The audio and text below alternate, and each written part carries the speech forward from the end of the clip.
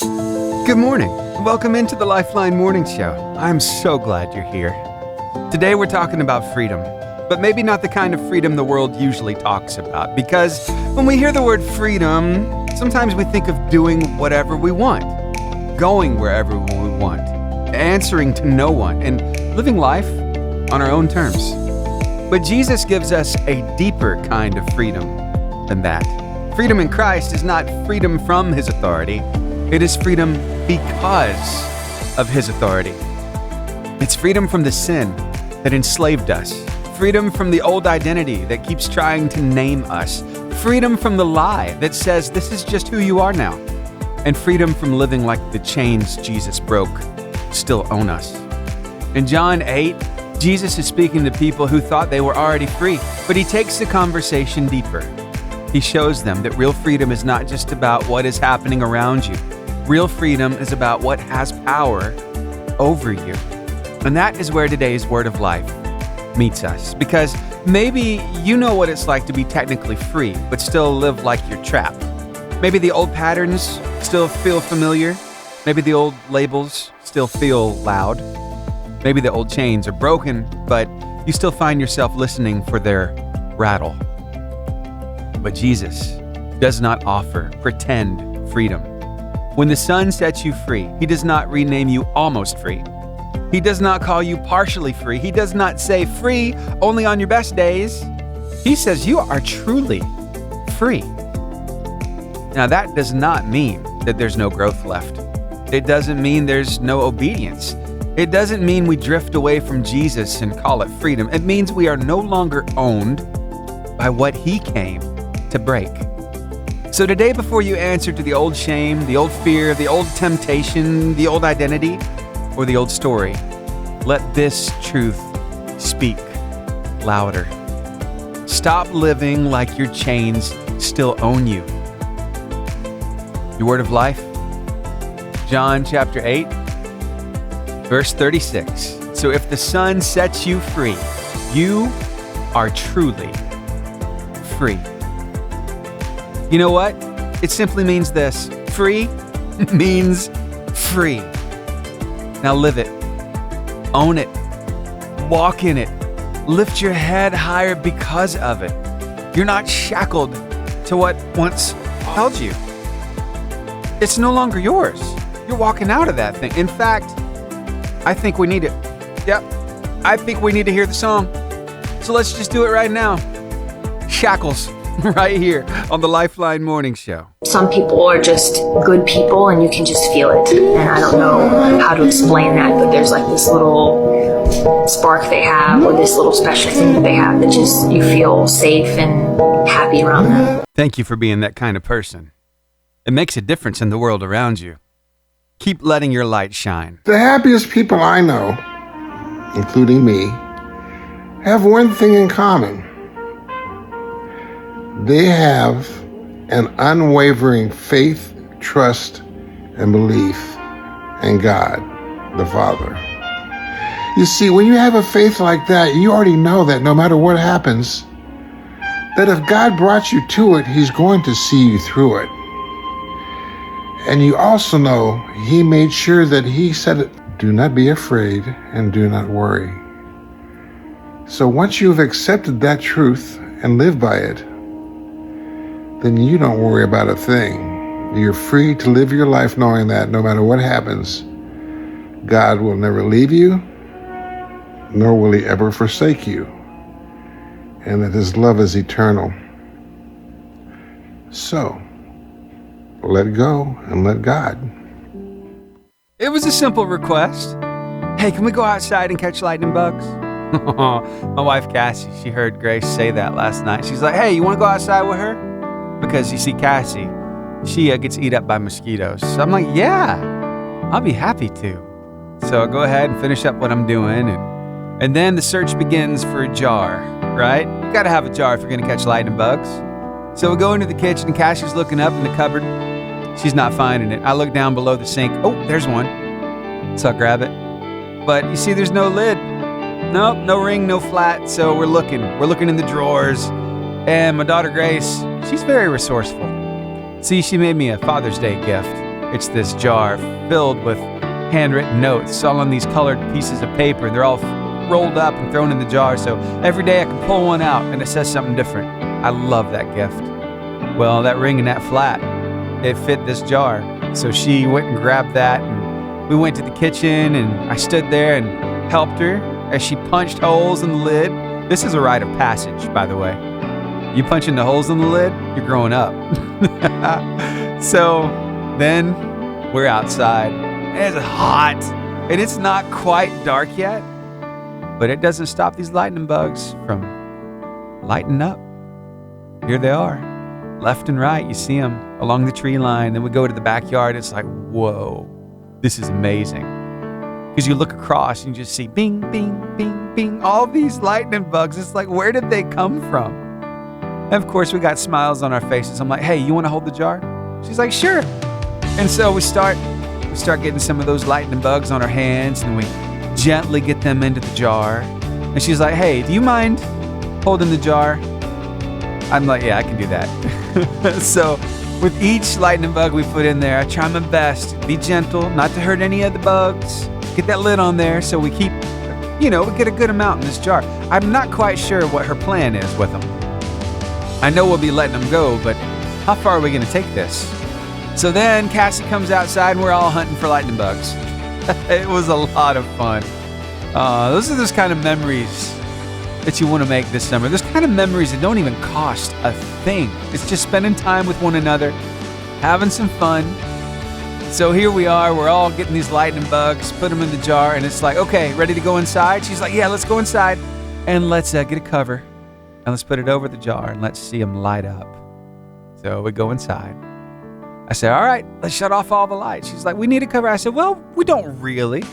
I think if we get it dark in here, let's see what happens. So we shut off the lights. We set the jar on the ottoman in the living room, and sure enough, here they go. They start popping. They start lightening up, and it's so cool. So we got some pictures, got some video, and then it's like, okay, we've had them in here for a little while. I guess we need to go release them, right? She's like, yeah, let's go. So we go back out to the backyard. I give her the jar. She unfastens the lid. She holds it up and watches each one fly away. You see, this kind of memory is something that I really love, because this started early with Grace and her love of lightning bugs. I think about it every year. I even got a liner I play here at the station with her little voice on it from years ago, talking about those lightning bugs. So I just had to share that story with you. I hope that you're making those kinds of memories this summer, because those kinds of memories, they last. Yeah. Hey, thanks for hanging out with me here on the Lifeline Morning Show. I really appreciate you.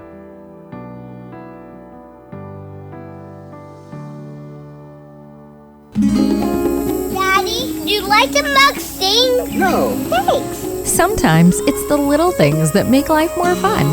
We are 88.5 JFM, making your day better. Fly away!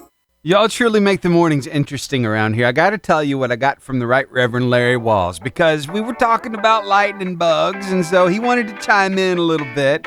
I'm so glad that he did, because when I read this, I laughed out loud. I lost it. It was hilarious. This is what he said. He said, morning, friend. Ain't we glad our rear ends don't light up? People might try and put us in mayonnaise jars. LOL. You're right. I'm kind of glad our butts don't light up. That's hilarious. I had to send him a gif of Ramon. Remember Ramon from The Princess and the Frog? Yeah, he's the guy who says, the lady's like a man with a big back poach. He said that make, hey, I got your back take on a whole new meaning. Yes, it would, sir. Yes, it would. That's hilarious. Also been asking you a little bit about your plans for the 4th of July. I just heard from Sarah. Yeah, I said, Raina, my husband and I are going to a friend's house who lives on 30 acres with goats, sheep, chickens, rabbits, cats, and dogs. They're having a get-together starting at 2, and everyone just leaves whenever. We have a pretty big church family, so I'm hoping to see a lot of our friends there. Fireworks, food, and fellowship. happy birthday to America.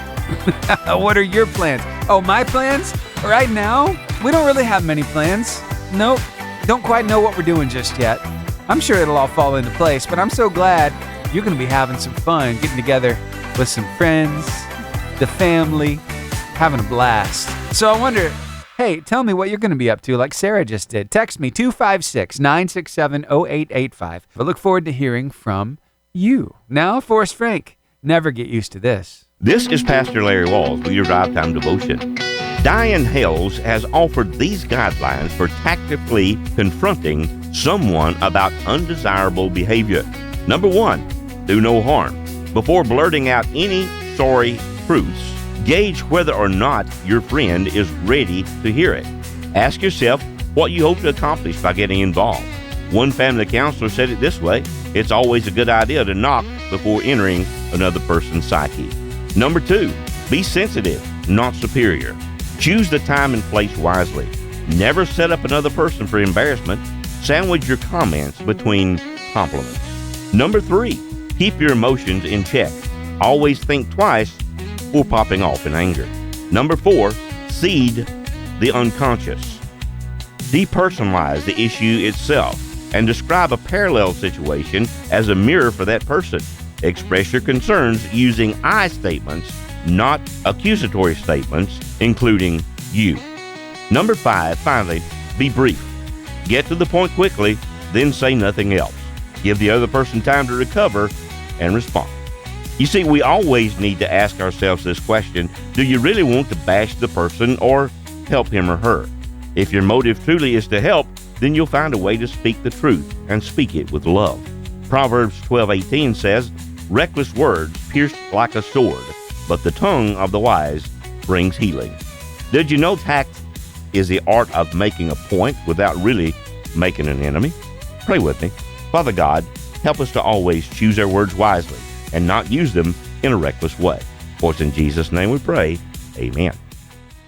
Right now, let's talk about your word of life. Today from John chapter 8, verse 36 in the New Living Translation of the Bible. So if the Son sets you free, you are truly free. Not halfway free, not just free on your good days. No, truly free.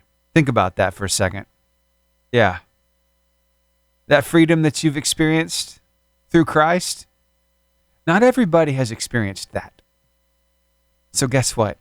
You have the privilege, you have the honor of sharing this good news with somebody in your world today. So we want to make it really easy for you. We've got this word of life in photo form across our socials, Facebook, Instagram, YouTube, and X. And it's always there at the top of our website, 885jfm.com. Well, I hope that you are having an amazing summer thus far. It's hard to believe we're already here at the beginning of July, 4th of July, just a few days away here. I know you probably got plans. We got a watermelon. That watermelon, it's looking better by the day. If it makes it until the 4th of July, we'll be chowing down on some watermelon. But hey, you know what? Right now is a really good time to focus on relationships. Why? Because there's a lot of relationshiping around the house, because those kids at home, and maybe they're more around you than normal because they're not at school. And it's like, hey, do I really like this person? And hopefully you're finding that, yes, I do in fact love this person that much. But you know, sometimes it can be trying, especially when the kids are bored and mom and dad are trying to figure out, hey, what we're going to do to keep them from being bored. You know what? Chores go a long way. And every kid who just heard that said no. Believe it or not, some chores are good. They teach you responsibility, of course. They kind of get you up and about, like learning how to do laundry. Learning how to do it right, not throwing everything in the washer at once, because you don't want pink underwear, believe me. Anyway, but let's talk about those relationships between mom and dad. Yeah, let's talk about that opportunity that you have early on to find that somebody. Yeah, that special somebody, your other half, that kind of thing. Grab a tissue. You're going to need it. Listen to this. They say marriage is 4 words. You're my favorite person. And at first, that sounds too simple, because marriage isn't just candlelit dinners and anniversary trips. where photos of both people simply be smiling at the same time. Marriage is bills, it's laundry, arguments over where the keys are, it's bad days and bad moods, it's sickness, it's loss. It's sitting in silence whether none of you know the right words. And yet somehow, after all of that, you still look across the room and say, yep, it's still you. 8 billion people, still you. Because being my favorite person isn't about always making me happy. It's about being the person I want beside me when life doesn't. It's not just who I want to celebrate with, it's who I want to suffer through with. Because anybody can stand beside you when the sun is shining, but marriage is finding someone who will hold on to you when the storm has ripped the roof off of life. It's choosing each other when life gets loud. It's choosing each other when life gets quiet. It's choosing each other when neither of you is particularly lovable that day. And still choosing each other anyway. I don't want perfect. I want real. I want the person to see every scar and don't run. I want the person who knows my flaws and can use them against me but never does.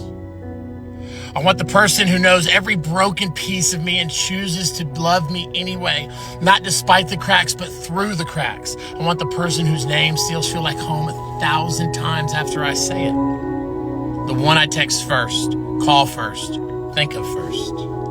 The one who can make an ordinary Tuesday feel like a holiday just because they're in it. I want inside jokes that no one else understands but us. I want grocery store dates. I want random dances in the kitchen. I want us laughing so hard that we forget what we were arguing about in the first place. I want the little things, because one day you'll realize that it's the little things were actually the big things. And maybe that's what love really is. Not grand gestures and not movie scenes, not fireworks every day. Maybe love is simply finding someone whose presence makes life a little bit softer.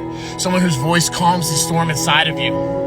Someone whose existence makes the world feel less heavy. Someone who becomes your safe place, your biggest supporter, your loudest cheerleader, your shoulder when you're weak, your peace when you're tired, your home when you're lost, your best friend, your person. Because the truth is, beauty changes.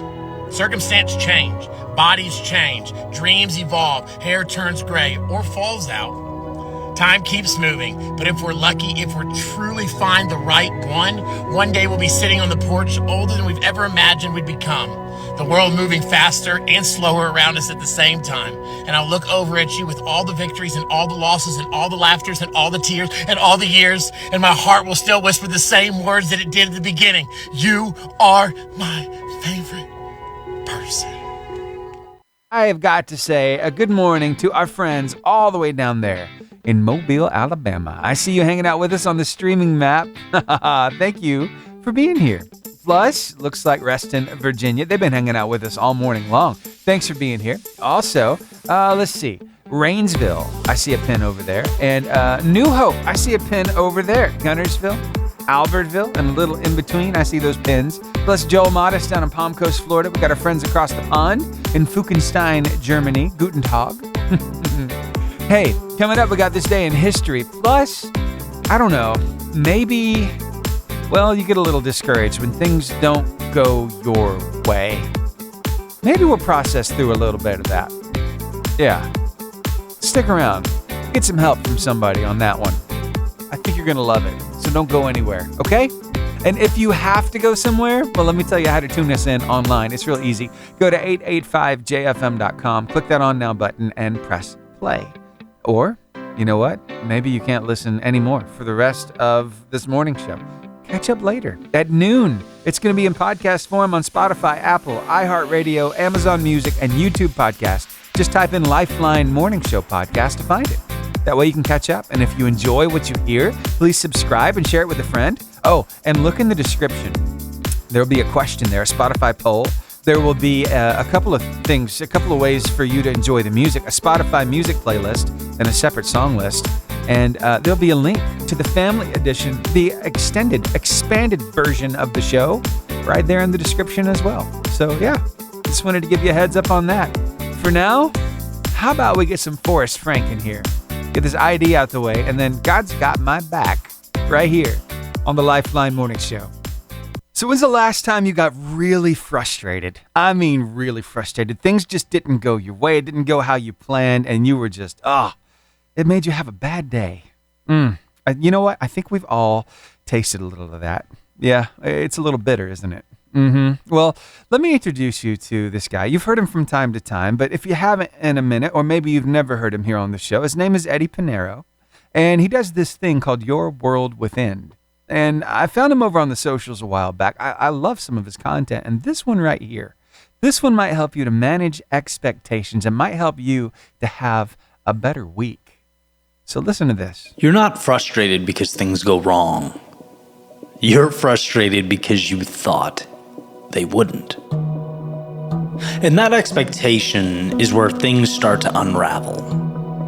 Because most of the time, nothing necessarily catastrophic happens. Right? Your day doesn't fall apart, your life doesn't collapse, things just don't go the way we pictured. Traffic slows, someone interrupts you, a conversation shifts, the plan changes, right? Fill in the blank, A, B, C, and D. And suddenly, your state changes with it. Again, it doesn't even have to be operating in the extremes. The situation isn't wildly chaotic, it's just different than what you expected. That creates a lot of tension in our lives, whether we realize it or not. There's a pretty cool story or anecdote that I feel like exemplifies this idea, right? A long time ago, Epictetus said something simple. He said, if you're going to the public baths, remind yourself what happens there. People are gonna splash, they bump into you, they're loud, they're careless. So before you go, simply tell yourself, today I will encounter noise, chaos, and inconsiderate people. And then he said, if you do that, you won't be upset when it happens. And that's it. That's the idea, that's the lesson. No complicated philosophy, just accuracy. The problem isn't the chaos. The problem is walking into the chaos expecting control. See, most people move through life like it's supposed to cooperate with them. And hey, I am just as guilty of this as everyone else. It's a very easy trap to fall into, right? We expect things to go smoothly, people to act rationally, that's a big one, situations to unfold predictably. And when they don't, we react. Boom, frustration, stress, anger.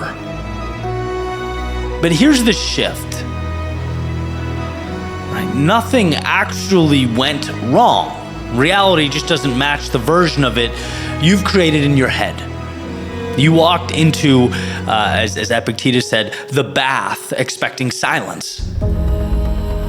Then you got upset when it was loud, right? So now zoom out. Because obviously this isn't about Epictetus and his bathhouses, right? This is about how you move through your entire life. You go into conversations expecting agreement. You go into relationships expecting consistency. You go into, your day expecting flow. And when reality does what reality does, you feel thrown off. The issue is not reality, right? The issue is the gap between reality and what you expected. That's where the frustration lives. I had a friend reach out recently and said, he's got a podcast, right? It's relatively new, and he said he was sharing some wins with friends and was just disappointed by their lack of excitement and encouragement. And it's like the perfect example of this, the gap between how you wish reality was and how it is. It's not personal, right? No one's praying for your downfall if they're healthy in the head. People they're caught up in their own lives, doing their own thing. And it's like when you understand that, it sort of just releases that whole line of thinking. It's like a breath of fresh air. Everyone's just doing them. No one cares, good, bad, or indifferent. I remember linking with someone on the East Coast not too long ago. And this person has a pretty big platform. And I'll never forget it. Like it took up a lot of mental real estate in my head. Was a guest on her podcast, and she says, I listened to you every time I went on stage with some of the biggest names in the industry, and you were like my best kept secret. I didn't want anyone to know about you. And I thought, why would you want to suppress something that you thought was valuable?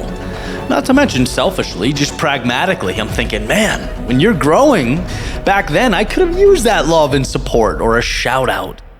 And I sat with it. It bothered me. And then I thought, again, what's the reality versus my expectation? The reality is, it's not personal. She's not thinking about some dude across the country trying to grow his platform and get his stuff out to as many people as possible. She's thinking about her and her trajectory, and her life, and her day-to-day. Like, of course, we all are. And, in a perfect world, do we wish that was different? Maybe. But we don't live in a perfect world. And so it's just an example of the frustration simply being living in that delta between how things are and how you wish they were, or expected them to be, or hoped they'd be. You set the right expectation, and a lot of that pent-up anger just dissipates. People are gonna do what people do. Life will throw curveballs because that's what life does. Can't control what happens, but you can control what you expect, and that changes everything. Imagine walking into your day already knowing, hey, things are gonna go wrong today. People will be unpredictable and plans will shift. And that's not negative, it's just being proactive. Now, when something happens, you don't react, you recognize it. There's lifing, right? Of course the traffic slowed, or the meeting shifted, or the person responded that way. Adjust. That's the superpower. You're not fighting it, you're moving with it. It brings peace, not from controlling the world, but not being surprised by it. It's like you learn with time that you don't rise above the chaos by eliminating it. You rise above it by managing it, by expecting it. So the next time something frustrates you, or the crux of this speech or episode, if you will, is that you simply remind yourself of this. You ask yourself that one question, well, what did I expect moving into this? Because the answer is going to tell you everything. And if you can align your expectations with reality, you don't just reduce frustration, you remove it. You're no longer asking life to be something it's not, you're meeting it as it is. That's where control begins. Not out there, but here. And that changes everything.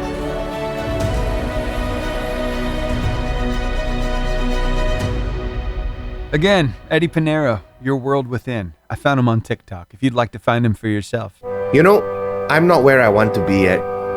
I haven't done all the things that I want to do. But I realize that I always make the goal a little higher. I always make my destination a little further away. And I tend to forget that I've already done a lot of cool things. You are doing good, friend. And we will get to where we want to be. Love.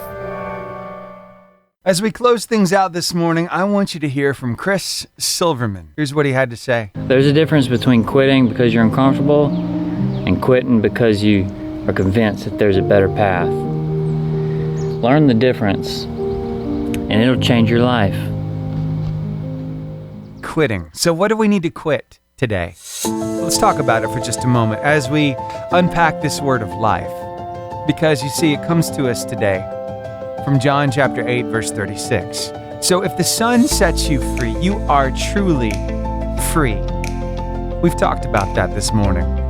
Truly free, not halfway, not almost, not pretend free, not just free on your best days. Truly free. What does that mean? Well, it means that you don't have to answer to the old shame, the old fear, the old temptation, the old identity, the old story, because this truth speaks louder in your life if you'll let it, and you should let it. Because you know what? Sometimes we live like we're still bound up in chains. But here's the deal. You can quit that now. Because if the Son has set you free, you are truly free.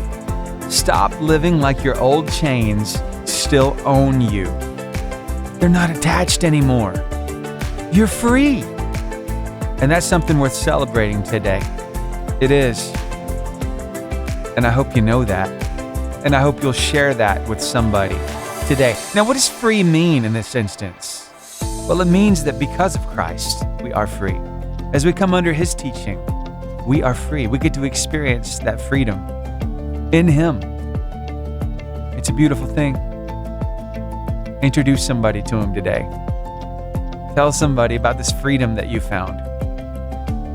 You never know how much it might help them. It might change their life just by talking about this with them today.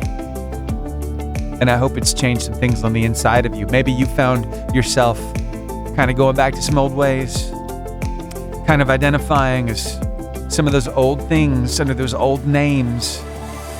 No longer. No more. Not today. Not ever again.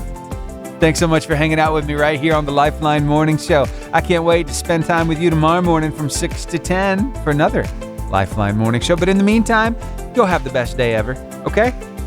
All right.